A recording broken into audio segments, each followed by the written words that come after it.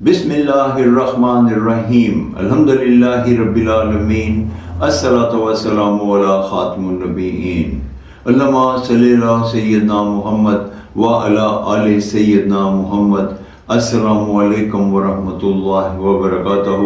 میری آج کی حدیث سنن ابن ماجہ 1481 نمبر۔ حضرت مغیرہ ابن شعبہ رضی اللہ تعالی عنہ سے روایت ہے کہ آپ صلی اللہ علیہ وآلہ وسلم نے ارشاد فرمایا کہ کوئی سوار جنازے کے آگے نہ چلے، اور پیدل جو ہے وہ آگے پیچھے دائیں بائیں جہاں بھی چلنا چاہے چل سکتا ہے۔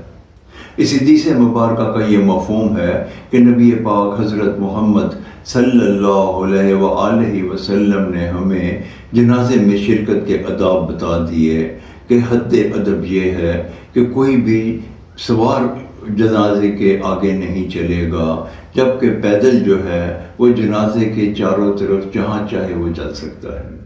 اللہ تعالی ہمیں اس چیز کی توفیق عطا فرمائے کہ ہم اس پہ عمل کریں۔ السلام علیکم ورحمۃ اللہ وبرکاتہ۔